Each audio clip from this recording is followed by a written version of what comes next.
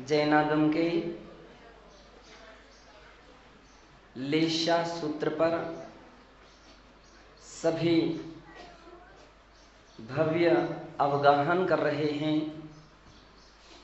और समझने की पूर्णतः कोशिश कर रहे हैं कि भगवान ऋषभदेव ने, भगवान महावीर स्वामी ने कितना पावन और सुखद सूत्र लेशा यह रूप में हम सभी को दिया है। कृष्ण, नील और कापोत, ये तीनों लेशाएं अशुभ मानी जाती हैं, विशेष करके नरक आयु के आश्रय के कारणभूत मानी जाती हैं। इसलिए हेय हैं, त्याज्य हैं, उन जैसे परिणाम नहीं करना चाहिए। और यदि कभी कदाचित ऐसे परिणाम होते हैं तो उसे संभालने का प्रयत्न करना चाहिए। आचार्य भगवान यहाँ तक कहते हैं कि स्वर्ग और मोक्ष का दाता कोई दूसरा नहीं है, स्वर्ग और मोक्ष का निर्माता भी कोई दूसरा नहीं है। तुम ही अपने जीवन को स्वर्ग बना सकते हो और तुम ही अपने जीवन को नरक भी बना सकते हो। नरक कोई देवता नहीं ले जाता, भगवान नहीं ले जाते, स्वर्ग में भी कोई भगवान लेकर के नहीं रख देते हैं, अपितु प्राणी स्वयं अपनी अच्छी करनी, अच्छे विचारों से उत्तम गति को प्राप्त कर लेते हैं और गलत परिणामों से, गलत कार्य करने से अधोगति को प्राप्त कर लेते हैं। बंधो, अभी तक अपन ने 3 लेशाओं के विषय में समझने का प्रयास किया है और मुझे लगता है कि आपकी भावभंगिमा इस बात का संकेत देती है कि आपको बहुत कुछ मैटर समझ में आया है। जैसे अशुभ लेशा से बचने का हम प्रयत्न करते हैं, तो लेकिन इस बात का भी ध्यान रखिए, अशुभ से बचने का प्रयास, इसका अर्थ है कि शुभ में लगने का प्रयत्न। जब तक हम अच्छे कार्यों में नहीं लगेंगे तो हम बुरे कार्यों से नहीं बच सकते हैं। हमारे परिणाम जब तक अच्छे नहीं होंगे तो बुरे परिणाम छूट नहीं सकते हैं।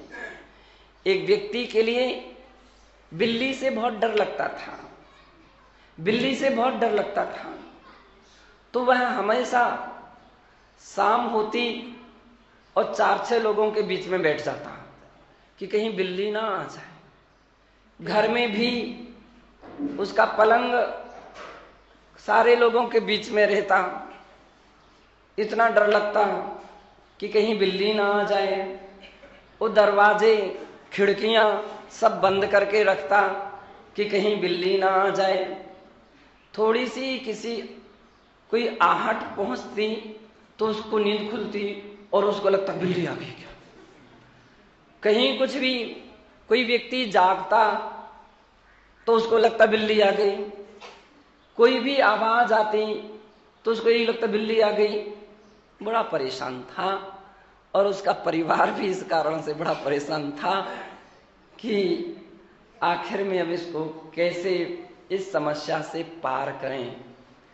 बहुत सारे लोग उसके लिए सलाह देते, समझाते, बेटा बिल्ली से इतना नहीं डरना चाहिए। वो भी बेचारा परेशान था कि क्या करूं, मुझे बिल्ली का ही याद आती है। लोग बोले उसको भूल जाओ। बोले मुझे वो भूलने से हमारे कितना भी हम चाहते हैं कि उसको भुलाऊं, लेकिन वो भूलते नहीं है, वो याद रहती है। घूमता घामता वो किसी महाराज के पास पहुंचा और उसने भी अपनी समस्या रखी कि इसके कारण से मैं भी परेशान, मेरा सारा परिवार परेशान है, कोई उपाय बतलाइए। महाराज ने कहा बहुत सुगम उपाय है, बहुत सरल उपाय है। वह यह कि भगवान के ध्यान से बिल्ली का डर भाग जाता है। भगवान के ध्यान से बिल्ली का डर भाग जाता है। जो जितना भगवान का ध्यान करता है, नमोकार मंत्र का उच्चारण करता है, बिल्ली उसके सामने क्या उसकी स्मृति में भी नहीं आएगी। उसको लगा ये बात बहुत अच्छी बात है, ये बहुत सुगम उपाय है, और ये ऐसा उपाय तो आज तक मुझे किसी ने बतलाया ही नहीं था। और उसने कहा ठीक है, मैं भगवान का ध्यान करूंगा।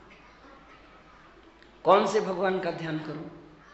तो अपने मंदिर के पारसनाथ भगवान हैं, उनका ध्यान करूंगा।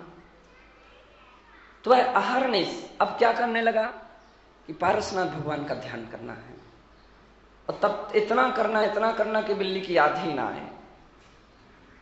पारसनाथ भगवान का इतना ध्यान करने लगा, जाप करने लगा, वास्तविकता में उसकी एक उपलब्धि हो गई कि उसके मन से बिल्ली निकल गई।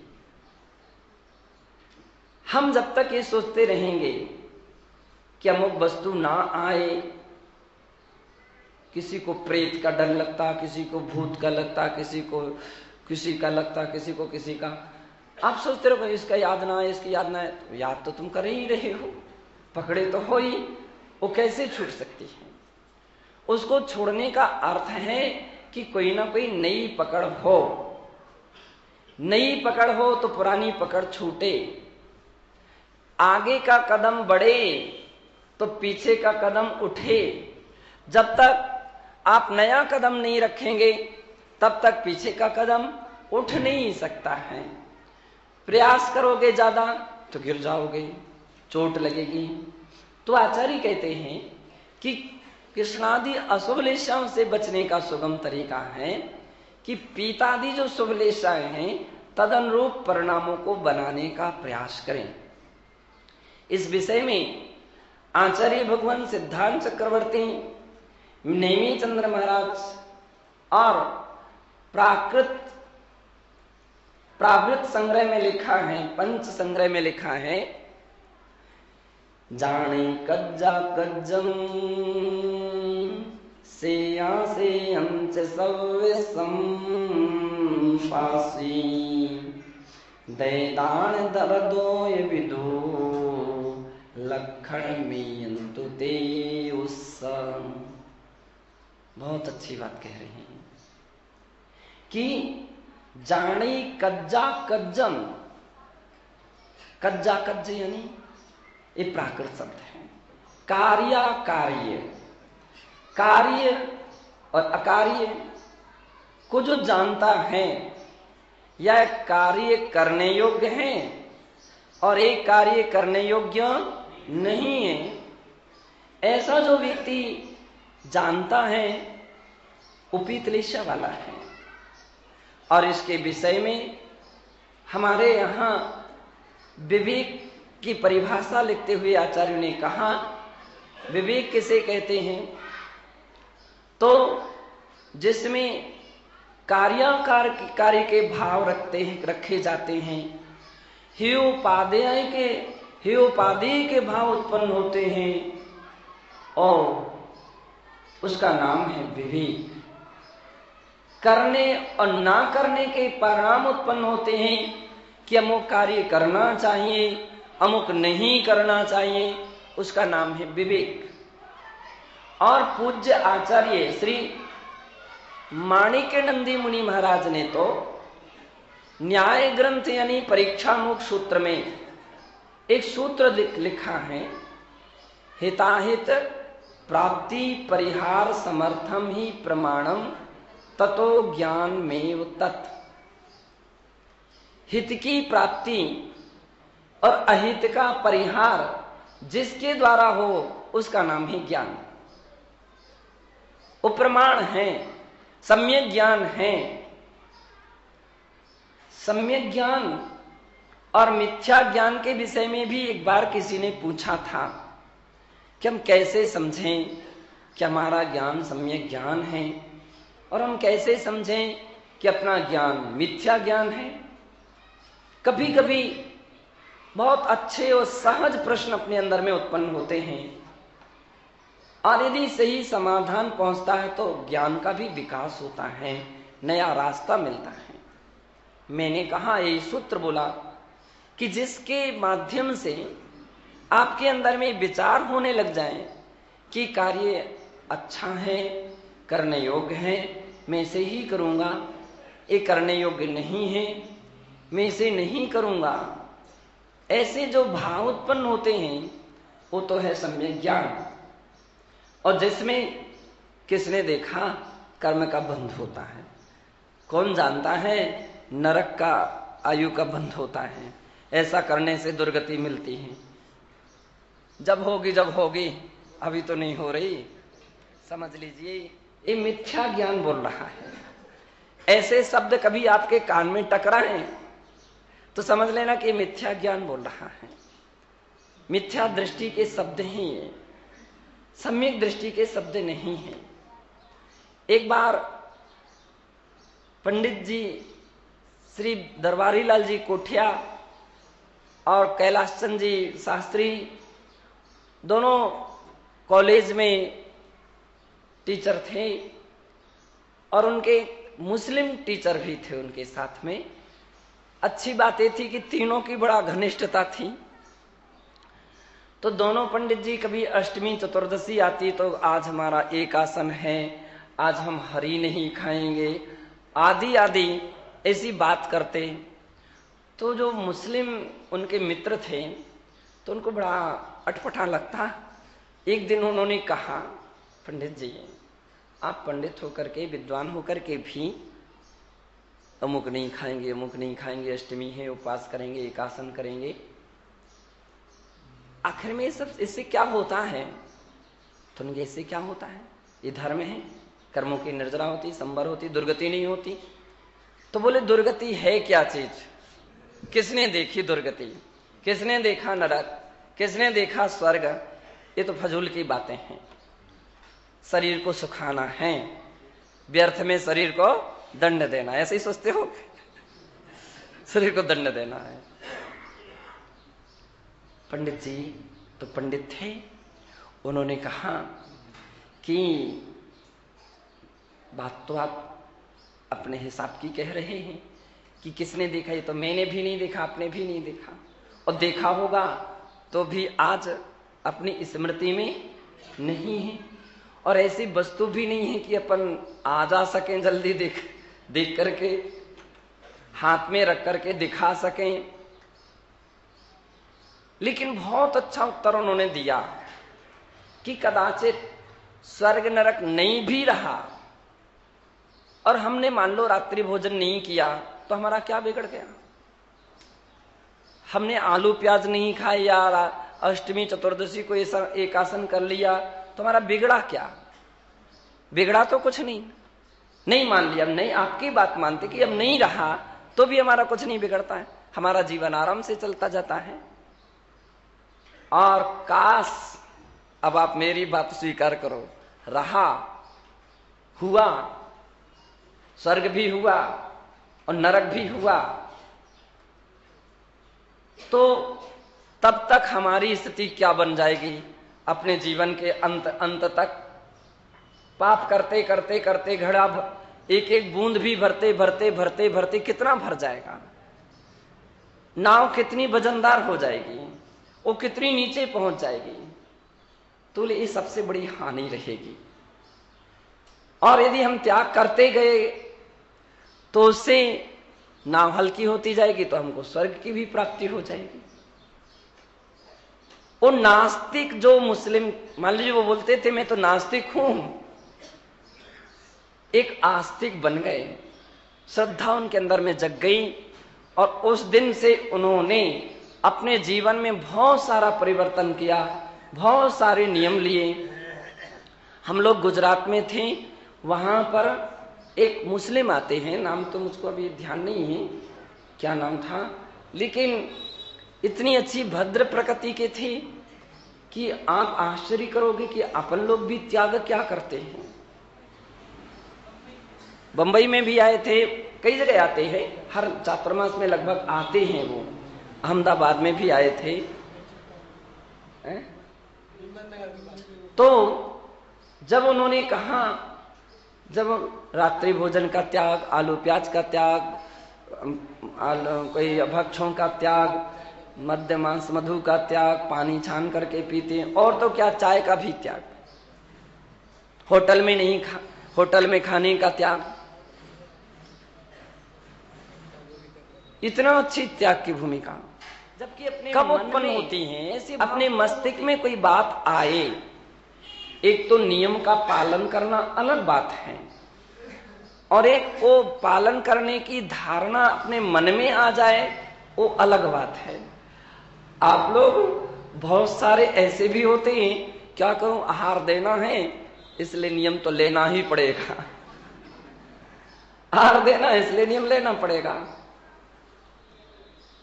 और नियम लेंगे तो आहार देंगे, इसलिए मैंने नियम ले लिया है, 1 महीने का त्याग।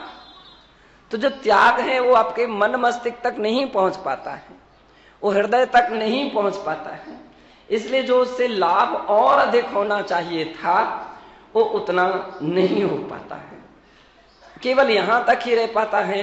महाराज ने नियम दिलाया है इसलिए पालन कर रहे हैं। बहुत मम्मी, छोटे बच्चे बोलते हैं कि मम्मी रोटी नहीं देगी, खाना नहीं देगी, इसलिए क्या करूं, मुझे मंदिर जाना पड़ता है? रोज रोज स्कूल, यहाँ पर पाठशाला में मिठाई मिलती है, और बख्शी जी ने तो बहुत अच्छा काम कर दिया है।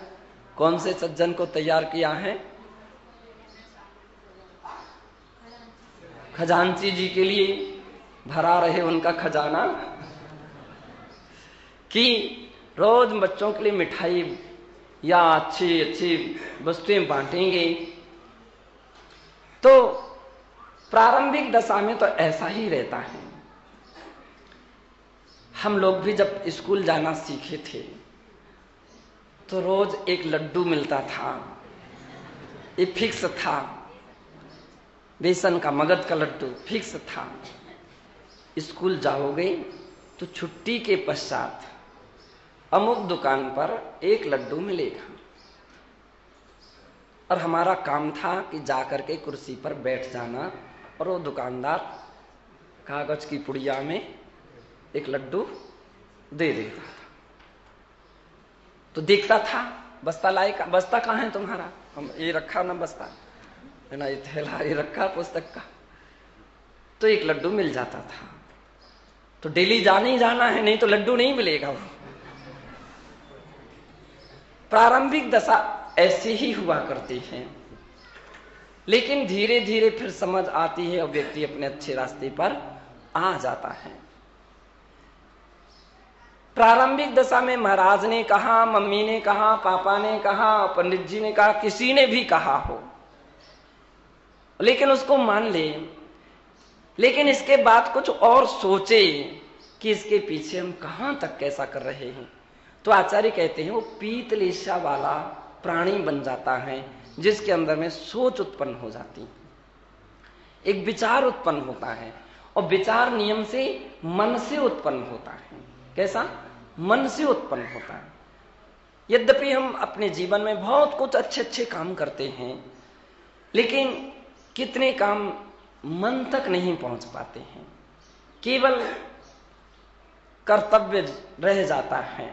यहां पर इसलिए आचार्य महाराज ने लिखा, जाड़ी कज्जा कज्जन, कार्य अकार्य करना एक अलग बात है, या कार्य को करना कार्य को नहीं करना ये अलग बात है, और उसको जानना एक अलग बात है। जान करके जो संकल्प शक्ति आत्मा में होती है वो पीतलिशा वाले व्यक्ति होते हैं, ये पीतलिशा वाले होते हैं, अथवा उनकी विशेष प्रकार की प्रशस्त लेशा होती है। रात्रि में क्या वे दिन में भी भोजन नहीं करते हैं, कबलाहार नहीं होता उनका, तो अमृताहार होता है, लेकिन उनके रात्रि भोजन का त्याग नहीं होता है। कोई देव आकर के यदि चाहे कि हम महाराज को आहार दे दें तो हम लोग नहीं लेंगे, मालूम चलना चाहिए। कोई श्रावक के रूप में आकर के ये जनेऊ है और ये दुपट्टा धोती दुपट्टा पहने हैं और मन शुद्धि वचन शुद्धि काया शुद्धि आहार जल शुद्धि, तो समझना बड़ा कठिन है। इसलिए एक और बात पूछते कि आगे और बोलो, रात्रि भोजन का त्याग है कि नहीं, आलू प्याज का त्याग है कि नहीं, जनेऊ है कि नहीं। अब जनेऊ का अर्थ इतना है कि हम उस क्षण में ये नहीं पूछ सकते हैं या शोभा नहीं देता है कि मांस शराब अंडे की बात पूछे। और निश्चित है कि वो आहार का काल है, वो सब शब्दों को सुनना भी पसंद नहीं है अपन को। तो जनेऊ एक ऐसी वस्तु है, इसको तो पूछ सकते हैं ना, जनेऊ है तुम्हारे पास कि नहीं। जनेऊ यानी मांस, शराब, अंडे, 5 उदंबर फल आदि का त्याग है, देव दर्शन और रात्रि भोजन का त्याग है। तो अब एक बार अब ध्यान रखना, जितने भी लोग यहां बैठे हैं, जो भी चौके वाले हों या आवाज पहुंचती हो, तो जनेऊ की बात कहीं आए तो उनको समझा सकते हैं कि इतनी सुगम परिभाषा है। जनेऊ कोई बहुत बड़ा वस्तु नहीं है, जनेऊ का इतना सुगम, इस संस्कारित है व्यक्ति। तो शराब नहीं पिएंगे, मांस नहीं खाएंगे, अंडे नहीं खाएंगे। आपने अपना आइडेंटिटी कार्ड दिखा दिया, हमारे महाराज बोल रहे आइडेंटिटी कार्ड है वो, दिखा दिया, टिकट दिखा दी, पास, प्रवेश कर सकते हो, दे सकते हो। और नहीं है तो भी धारण कर लो, वो आइडेंटिटी कार्ड चाहिए। मात्र मुझे इतना बतलाना है कि हम कई बार पालन तो कर लेते हैं, लेकिन अपने दिमाग में वो बात नहीं आ पाती है या मन से नहीं कर पाते हैं। रोज दर्शन करते हैं, कितनी महिला रोज पूजा करती हैं, लेकिन वो नियम है इसलिए, बस इतना सिद्धांत है, अवरोध है, नियम है इसलिए, लेकिन सत्य है हमारे भाव भी तो हैं, अपने भाव हैं, इसलिए करना पड़े ऐसी बात नहीं, करता हूं। रात्रि भोजन तक का तो त्याग करना ही पड़ेगा, करना पड़ेगा, ये तो जबरदस्ती है। और त्याग करता हूं ये अलग बात है, ये अलग बात है। आहार देना है तो दर्शन करने जाना पड़ेगा, मंदिर जाना पड़ेगा, और जाना, दोनों में कितना अंतर है, बहुत बहुत अंतर है। पीतलेशा वाले जो व्यक्ति होते हैं वो कार्य और अकार्य को जानते हैं। चूंकि कार्य और अकार्य का चैप्टर इतना लंबा है, इतना बड़ा है कि अपन बहुत मोटी पुस्तक भी लिख दें तो भी वो अधूरी रहेगी। कर्तव्य जो करने योग्य हैं वे कार्य हैं, जो नहीं करने योग्य हैं वे अकर्तव्य हैं, वे अकार्य हैं। अब करने योग्य कितनी प्रकार की बातें हैं, धार्मिक क्षेत्र में भी, लौकिक क्षेत्र में भी, पारिवारिक क्षेत्र में, सामाजिक क्षेत्र में, नगर, ग्राम, देश, राष्ट्र के क्षेत्र में, दुकान के क्षेत्र में, पड़ोसी के क्षेत्र में, कितने किस्म के कर्तव्य हैं, कितने किस्म के हैं, उसको हम तो गिन भी नहीं सकते हैं। लेकिन जिन व्यक्तियों की निरंतर इस दिशा में ज्ञान होता है कि कार्य मुझे करना उचित है, ऐसा करना चाहिए। महाराज के सामने बैठे तो पैर फैला के नहीं बैठना चाहिए, कर्तव्य है। बात करें तो हाथ जोड़ करके करना चाहिए, कर्तव्य है। जवाब सवाल नहीं करना चाहिए, माता पिताओं से अपने से बड़े लोगों से आंख उठा करके बात नहीं करना चाहिए, नम्रता से बात करना चाहिए, कर्तव्य है। अपने बेटों को रोज कम से कम धर्म की 2 बातें जरूर सिखाना चाहिए, क्योंकि पहला गुरु कौन है बच्चों का है? आपको याद है क्या? बहुत खुशी की बात है, आपको याद है। माता पिता पहले गुरु माने जाते हैं, और मां के लिए तो बड़ी बातें हैं बहुत। कहा जाता है कि 100 टीचर जो शिक्षा नहीं दे सकते हैं, उतनी शिक्षा एकमात्र मां दे देती है, अच्छी मां देती है। Good mother, a good mother better than 100 teachers. एक मां इतनी शिक्षा दे देती है। लेकिन गुड मदर होना चाहिए, बेटा मंदिर जाना चाहिए, महाराज के आहार देना चाहिए या सेवा भैया वृत्ति करना चाहिए। और सबसे श्रेष्ठ बात है, अभी शिविर शुरू हो गया। अब गुड मदर कितनी हैं ये तो हम पता लगाएंगे बच्चों से कि कितनी मां अपने बच्चों को, क्योंकि वेकेशन चल रहा है, छुट्टियां चल रही हैं, हाँ, अब उसका हम कैसे अच्छा उपयोग कर लें। और ये भी हमारे यहां महाराज माता जी लोग, अरे साधुओं से पढ़ना तो बहुत बहुत दुर्लभ है। पंडित पढ़ाने वाले मिल जाएंगे और कोई क्या किराए से व्यक्ति पढ़ाने वाले मिल जाएंगे, साधु जन बहुत कठिन है, दुर्लभ है। पुराने समय में बतलाते थे जंगलों में भेजना पड़ता था और वहां महाराज होंगे, उनके पास पढ़ने जाना है। साधुओं से पढ़ने से सबसे बड़ी 2 बातें हैं। एक तो बच्चे फ्रेश रहते हैं और सबसे दूसरी बातें हैं ज्ञान के साथ साथ शिष्टाचार, सदाचार, नैतिकता के सहज संस्कार मिलते मिलते चले जाते हैं। तो डबल लाभ है। इसलिए इस बात के लिए पूरा ध्यान रखिए कि बच्चों को जरूर भेजिए। और आप भी क्लास में जब आए तो बच्चे जरूर बन जाइए। बच्चे इसलिए बन जाइए कि हमको पढ़ने जाना है। कोई ये ना सोचे कि अरे हम इतने बड़े हो, पहला भाग कैसे पढ़ेंगे। कोई बात नहीं, शिलान्यास तो कभी भी जीवन में धर्म का किया जा सकता है। शिलान्यास तो होना ही चाहिए, यानी प्रारंभिक ज्ञान तो होना ही चाहिए। अपना जीवन निकल जाता है, अपने लिए पता ही नहीं पड़ता। वो विषय आगे फिर कभी लेंगे। अभी पीतलिशा का वर्णन चल रहा है कि कार्य अकार्य का जानकार होना चाहिए। ज्ञान होना एक अलग बात है और आचरण में आना एक अलग बात है। ज्ञान भी 2 प्रकार का है। एक इच्छुक रहते हैं वैसा वैसा करने के लिए और एक इच्छुक नहीं रहते हैं। 2 प्रकार का ज्ञान है संसार में व्यक्तियों के लिए। इसलिए कहा गया, तुलसीदास जी ने रामायण में, परोपदेश कुशल बहु तेरे, जे आचरहि ते नर न घनेरे।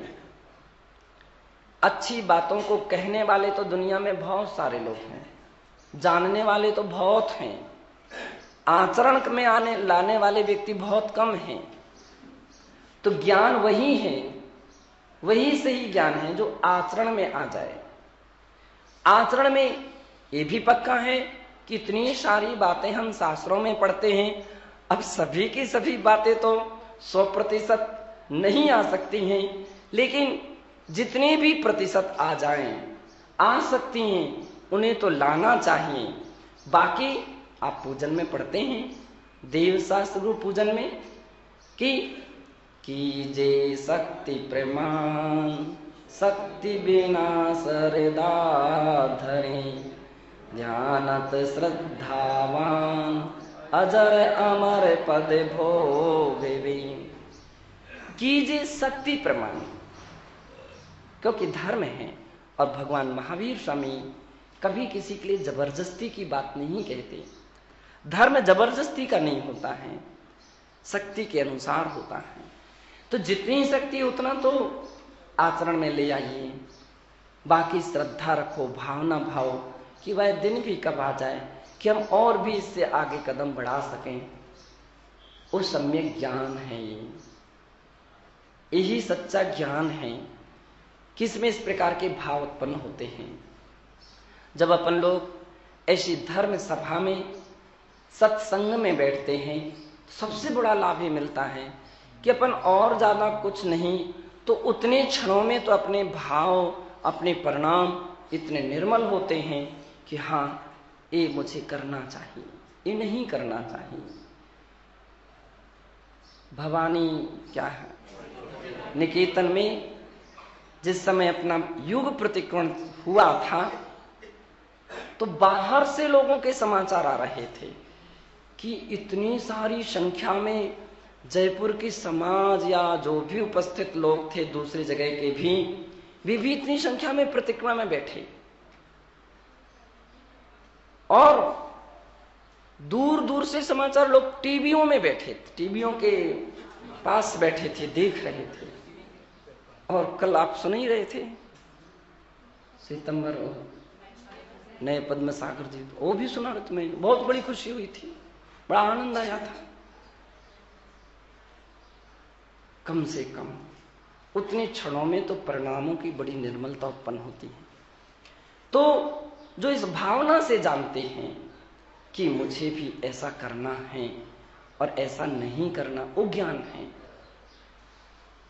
बहुत सारे लोग विद्वान होते, पंडित होते, स्कूल के टीचर होते हैं, बड़े बड़े लेक्चर देने वाले होते हैं, लेक्चरार होते हैं, प्रोफेसर होते हैं, प्रवचनकार होते हैं। केवल उपदेश जिनका लक्ष्य रहता है, प्रशंसा मिले, सस्ती प्रशंसा में तो व्यक्ति इतना बड़ा आश्चर्य लगा। सुनाया जा रहा था कि कुंभोज बाहुबली के 315 केस निपटा करके आ रहे, और जब पूछा गया वहां की और लोगों से तो मालूम चला कि एक भी केस नहीं निपटा। तब मुझे लगा कि सस्ती प्रशंसा को अपनाने के अच्छे तो चांस होते हैं, बड़े सुंदर चांस होते, ताली बजा करके अपनी प्रतिष्ठा पला बना लेना, लेकिन वो प्रतिष्ठाएं ज्यादा समय तक नहीं चल पाती, तब तक जब तक दूसरे को मालूम नहीं होता। जब मालूम होता तो फिर लगता है अरे ये क्या बात है, एक भी नहीं सुलझा।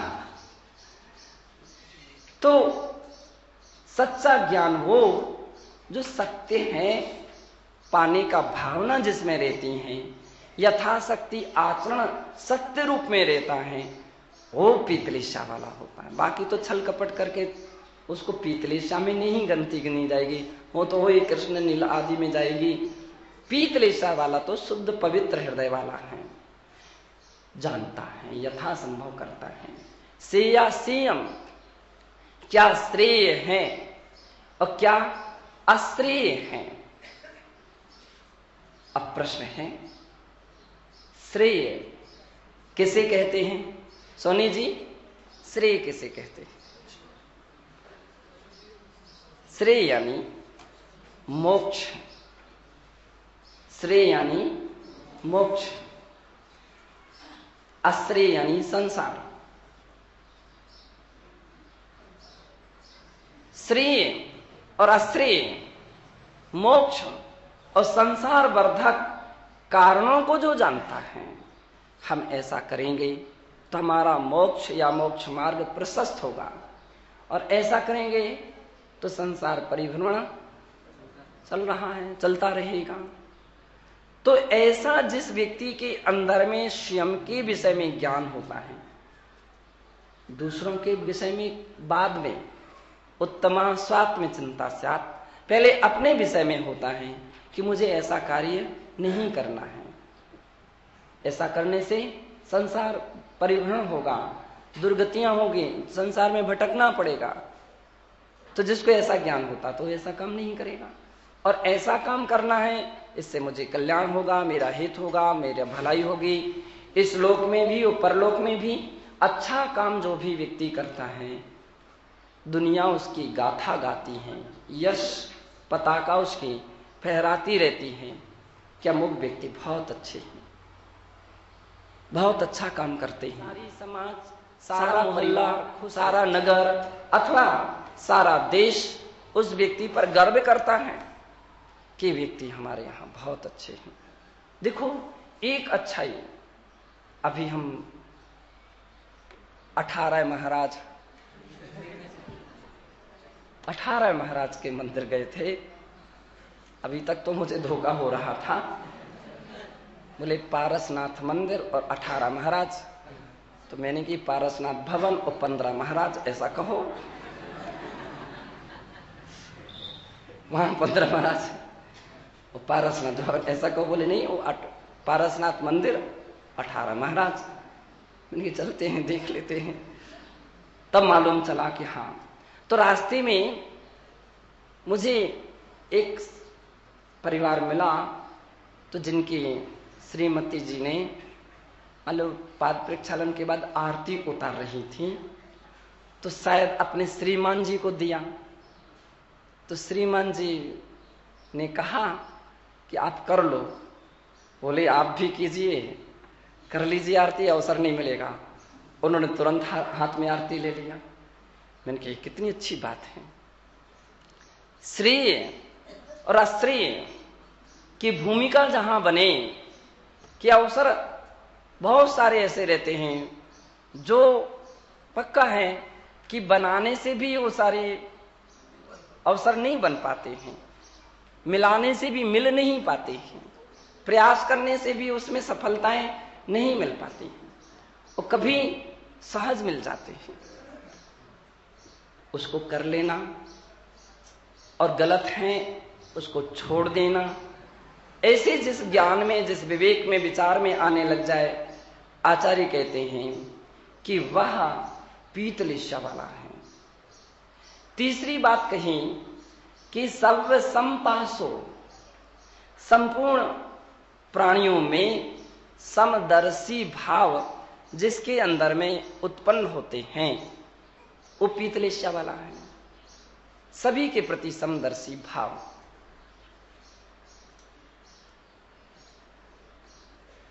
भोजन होता है, पार्टियां होती हैं, पंगत होती हैं, तो परोसने वाले समदर्शी भाव से सबको बराबर बराबर परोस देते हैं। सबसे बड़ी समदर्शी तो माँ होती है। 4 बेटे हैं तो वह जो भी सामग्री तैयार करती है चारों का जरूर ध्यान रखती है। 6 हैं तो 6 का, जितने भी परिवार में सदस्य हैं उस प्रकार के आइटम तो बनाए हैं, तो उन सबको भी सबको पहुंचना चाहिए, सबको मिल जाना चाहिए। तो पूरा ध्यान रखते हैं कि हमको किसको कितना देना है। 6 गुलाब जामुन बनाए तो 1-1 गुलाब जामुन सबको पहुंचना चाहिए। समदर्शी भाव है। अब मां तो सोच लेगी और कहीं कोई पड़ोसन आ जाए तो है तो सोचेगी भाई ये तो मेरी पहचान के, इनके लिए 2 रख दो, क्या दिक्कत है। लेकिन एक को तुमने 2 रख दिए, इसका मतलब कि एक को कोई ना कोई एक ऐसा रहेगा कि जिसको कुछ भी नहीं रहेगा। तो समदर्शी भावपना नहीं रहा। समदर्शी का अर्थ है सभी को समान रूप से ध्यान रखना। एक मुनि महाराज थे, उन्होंने एक बार मान लीजिए आहार के लिए निकलते थे, चौके लगते थे। एक ब्रह्मचारी भी चौका लगाता था। बड़ा आश्चर्य ये था कि वो ब्रह्मचारी अकेला था। तो 4-6 दिन तो उसने मोहल्ले के लोगों को बुला बुला करके सहयोग लिया, लेकिन बड़ा आश्चर्य कि उसके यहाँ आहार नहीं हुए। तो उसने अब 4-6 दिन के बाद चौका बंद कर दिया। और जिस दिन बंद किया उसी दिन महाराज ने नियम ले लिया कि आज तो पढ़ूंगा तो उसी के यहाँ पढ़ूंगा। तब तक उसने 4 टिक्कड़ 4 रोटियां बना करके और 2 टमाटर भर्त करके रख लिए थे। वो अपने खाने के, उसको अकेले खाने के लिए पर्याप्त थे। योगायोग महाराज उसी के मकान के अगल बगल से बार बार निकले। अब लोग समझो कौन सी विधि है, कौन सी विधि, तो कुछ लोगों को समझ में आ गया। जब योग सही रहता है तो विधि अपने आप किसी ना किसी को विचार बनते ही हैं। लोगों ने कहा अरे भैया ब्रह्मचारी का मकान, ब्रह्मचारी जल्दी आओ जल्दी आओ। अब ब्रह्मचारी घबरा गया। उसने कहा आज तो लोग लगा नहीं, अरे महाराज है, महाराज खड़े हैं, चलो पड़काओ। तो उसने देखा तो उसने भी सोचा कि जो भी है शुद्ध तो भोजन करते ही हैं, पड़का लेते हैं, फिर से अपन बना लेंगे अपना। उसने पड़गाहन कर लिया और महाराज पड़क गए और चौके में पहुंचे। महाराज ने देख लिया कि 4 रोटी और 2 टमाटर हैं। क्या किया उन्होंने? आहार में 2 रोटी 1 टमाटर लिया, तो पानी पी करके, महाराज अभी तो है और लीजिए ना, लीजिए। महाराज ने कहा अतिथि संविभाग, क्या कहा जाता है? अतिथि संविभाग। आहार देने का जो व्रत होता है, 12 व्रतों में एक अतिथि संविभाग, विभाग बना करके रखना। ये अतिथि का है, ये आम सबका है। गृहस्थ लोग ये सब सोच करके चलते हैं, तो हम अतिक्रमण क्यों करें कि प्रतिक्रमण करना पड़े? तो बोले हमने 2 अपने हिसाब से लिया। समदर्शी भाव। यशोधर मुनि महाराज के ऊपर राजा श्रेणिक ने कुत्ते छोड़े, मरा हुआ सर्प उनके गले में डाल दिया। 3 दिन के बाद वो सारा उपसर्ग दूर हुआ और चेलना रानी जो थी उसने उपसर्ग को दूर किया। राजा श्रेणिक भी विस्मित हो गए कि 3 दिन में भी बैठे रहे योगी, ये सच्चे मुनि हैं। अंत में जाकर के दोनों नमस्कार करते हैं, तो महाराज दोनों के लिए धर्म वृद्धि रस्तु का आशीर्वाद देते हैं। तो राजा श्रेणिक और पिघल गया, धन्य है इनके लिए, धिक्कार हो मुझे। कभी कभी ऐसे भी अवसर रहते हैं कि साधुओं की समता, अच्छे परिणाम, अच्छी परिणति, अच्छे व्यवहार भी दूसरे के लिए पिघला देते हैं। पिघला क्या, रुला भी देते हैं। अश्रु की धारा पहुंचने से फिर कुछ नहीं पाती है। राजा श्रेणिक उस वक्त क्या क्या विचार में डूब जाता है कि मैं अपनी गर्दन भी काट करके इनके चरणों में रख दूं तो भी प्रायश्चित कम है, तो भी मेरा प्रायश्चित कम है। मैं तो इससे बढ़कर के अब कोई नहीं उपाय हो सकता, ऐसा ही करूंगा। और महाराज मना परिज्ञानी थे, समझ गए, हे राजन, गर्दन काटने से पाप नहीं कटते हैं। पाप का प्रक्षालन तो पश्चाताप से होता है, भविष्य में ऐसी गलती ना करने की प्रतिज्ञा से होता है। राजा श्रेणिक की इतनी निर्मलता बनती, बोलते उस समय सम्यक को प्राप्त करता है। और वो निर्मलता कहाँ 7वें नरक की आयु का बंध हुआ था, और कहाँ पहले नरक की केवल 84,000 वर्ष की ही आयु तक रह जाती। ये विशुद्धि है। तो बंधु, ऐसी जो समदर्शी भाव मानते हैं, झगड़ा झंझट हो जाता है, किसी से भी हो सकता है, लेकिन उसको हल कर लेना समझदारी है, निपटा लेना समझदारी है। और कोई ना निपटाए कोई बात नहीं, अपन तो निपटा लो अपनी ओर से। कोई क्षमा मांगे ना मांगे, अपन तो मांग करके बात को समाप्त कर दो। ऐसे समदर्शी भाव आचार्य कहते हैं पीतलिशा वाले के होते हैं। दया दान धम्य हृदय, दया धर्म में जो लीन रहता है, करुणाशील होता है, जीव दया का पालन करता है। अथवा दान हृदय, आहार दान। जब यहां से महाराज लोग निकलते हैं, कितने लोग देखने के लिए तत्पर हो जाते हैं। और वहां पर भवानी नवभवन क्या है उसमें देखा था निकेतन में कि कितनी लोग मात्र आहार देखने के लिए, जितने देने वाले नहीं रहते थे उससे भी तो अधिक देखने वाले रहते थे। पवित्र भावना रहती है, दे नहीं पा रहे तो कम से कम देख करके भी अनुमोदना करके पुण्य कमाए जाते हैं। तो ऐसे कार्यों में जो रत रहता है, लीन रहता है, पूज्याचार्य कहते हैं यह पीतलिशा का लक्षण है।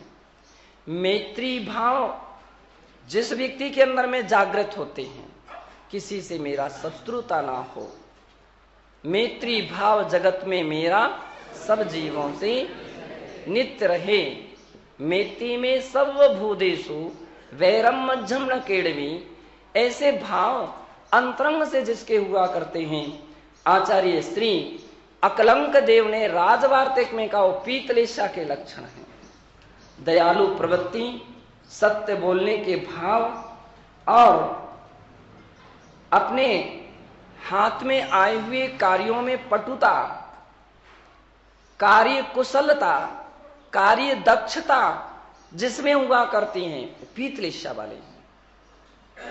बाकी नील कापोतलिशा कल पढ़ के गए, आलसी व्यक्ति होते हैं, कल कर लेंगे इस काम को, परसों कर लेंगे, अरे जल्दी जल्दी क्या पढ़ते हैं, अभी थोड़ी कुछ आवश्यकता फिर कर लेंगे। नहीं, कल का आज करना चाहिए। काल करे सो आज करे सो पल में परिणय होएगी। कल पर नहीं छोड़ना चाहिए। अच्छे काम तो कल के आज करना चाहिए और बुरे काम आज के कल करना चाहिए। अच्छे काम कल के आज करना चाहिए, ये भावना होना चाहिए। और कार्य ही नहीं करना चाहिए, दक्षता का अर्थ होता कुशलता, अच्छे से अच्छा कार्य कैसे करूं, प्रोग्रेस होना चाहिए। आहार देते देते वही कितना साल भर हो गया, 2 साल हो गए, 6-4 साल हो गए, फिर भी हैं वही के वही, जैसे कि तैसे। इतने दिन के बाद भी पता नहीं रहता है कि जूस के ऊपर पानी देना चाहिए कि नहीं देना चाहिए। हैं? तुम जूस के ऊपर पानी दोगे तो जुकाम हो जाएगा, खांसी हो जाएगी, कुछ भी हो जाएगा। दूध के ऊपर मट्ठा दोगे तो क्या होगा, फट जाएगा। हैं? और भी ऐसे ऐसी बातें रहती हैं। तो आहार देना ही श्रेष्ठ नहीं है, उस आहार देने में दक्षता भी होना चाहिए। एक जूस का आपने पूरा का पूरा जग पकड़ करके रख लिया, महाराज हमसे भी, उन्होंने कहा हमसे भी, उसने कहा हमसे भी, अब सबसे तो पेट ही है, पेटे तो नहीं है। तपस्वी सम्राट गुरुदेव आचार्य सन्मति सागर जी महाराज का दीक्षा हुई, जब मुनि दीक्षा उनकी हुई तो पहले ही दिन जब वे चौके में पहुंचे तो सम्मीत शिखर जी में हुई थी और महावीर कीर्ति महाराज ने ये कह दिया या उनकी इच्छा हुई कि मैं पूरी पर्वत की वंदना करके आने के बाद ही पढ़ना करूंगा। मुनि दीक्षा हुई तो बड़ी खुशी थी। और वो आए तो कोई वृद्ध के चौके में पड़ गए, वृद्धम्मा थी, उसने पानी का बड़ा लोटा लिया, शुरू किया, 1 अंजलि, 2 अंजलि, 3 अंजलि, वो देते गए, वो लेते गए। अब अंत में जाकर के पूरा ले लिया, बैठ गए।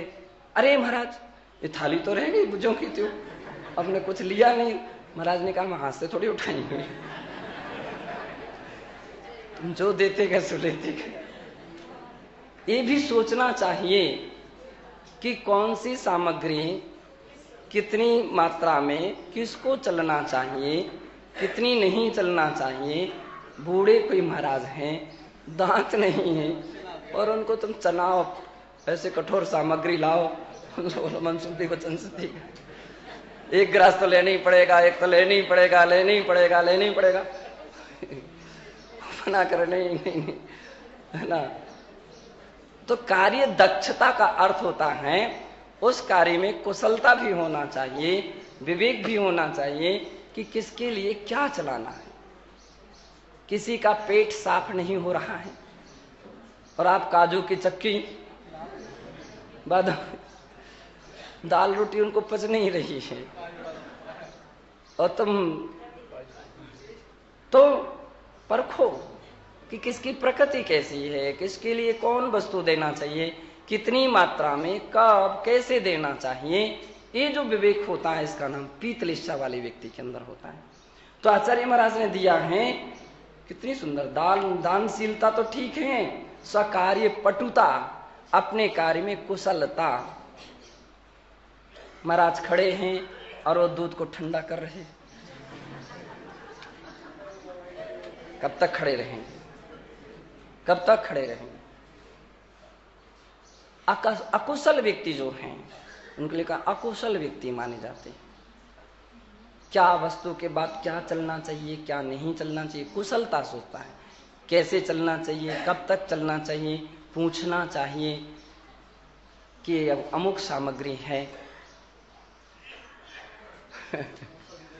किसी सामग्री में नमक पड़ा है कि नहीं पड़ा है। अब आप पूछते हो नमक लोगे महाराज? महाराज क्या बोलेंगे? महाराज ने कुछ कहा ही नहीं।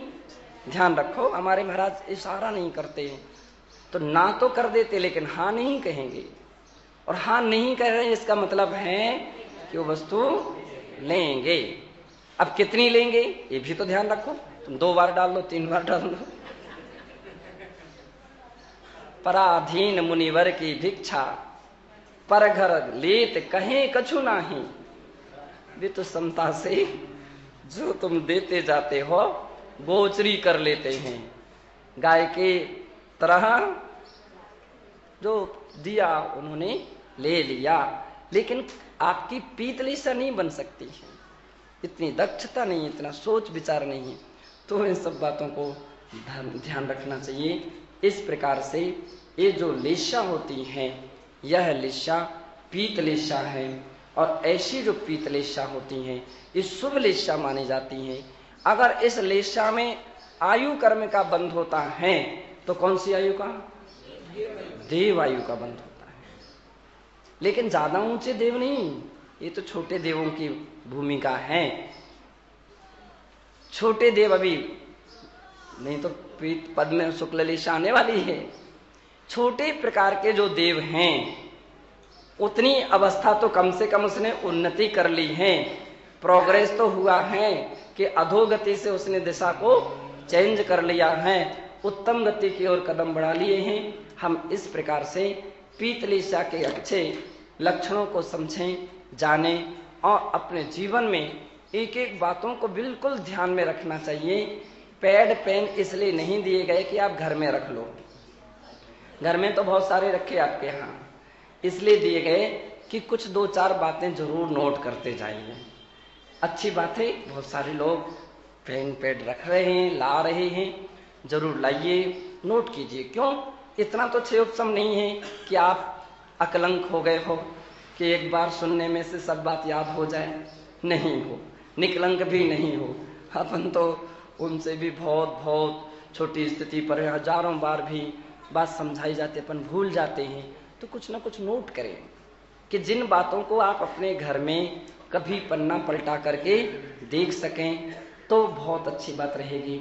इसलिए अपने ज्ञान का सदुपयोग कीजिए।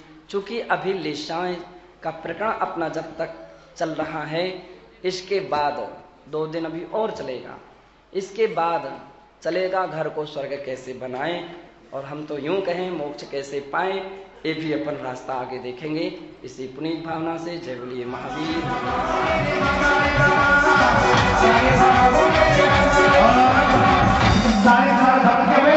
अब तो करते बेड़ा